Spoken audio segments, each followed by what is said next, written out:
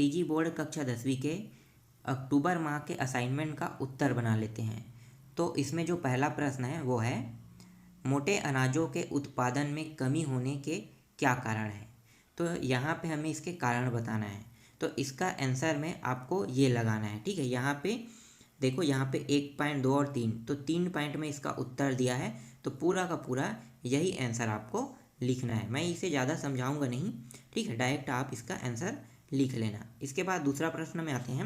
तो दूसरा प्रश्न है, रूस में 1961 से 1940 के बीच किसानों की स्थिति में क्या क्या परिवर्तन आए। तो हमें परिवर्तन बताना है, ठीक है। तो इसमें क्या क्या परिवर्तन आए, बस इसको हमें लिखना है। तो इसका आंसर में आपको ये वाला पूरा लिखना है।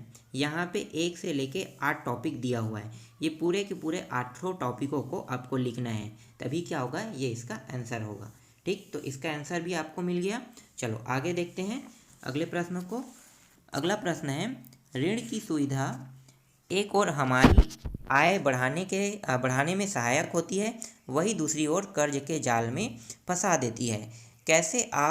कैसे आसपास के उदाहरण से समझाइए। तो हमें इसे आसपास के उदाहरण देकर इसे समझाना है। तो इसका आंसर कहाँ से लेना है, तो इसका आंसर भी गाइड से मिल जाएगा। ये पूरा आंसर जो मैं आपको यहाँ पे दे रहा हूँ, सभी के सभी आंसर गाइड से लिया गया है और 100% सही आंसर है ये सभी के सभी। तो इसके आंसर में आपको ये वाला पूरा लिखना है, ठीक है। ये गाइड में है, क्वेश्चन नंबर 9 का है। 18 अध्याय में अगर आप जाते हो तो क्वेश्चन नंबर 9 में इसका आंसर मिल जाएगा। तो ये रहा इसका आंसर। तो ये आंसर को आपको लिखना है।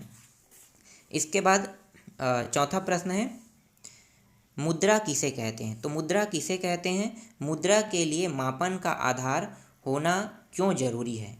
तो इसमें सबसे पहले आप मुद्रा किसे कहते हैं इसको लिखना है। तो मुद्रा किसे कहते हैं, तो यहाँ पे प्रश्न क्रमांक जो 7 है ना, उसमें आपको उसका आंसर आपको लेना है।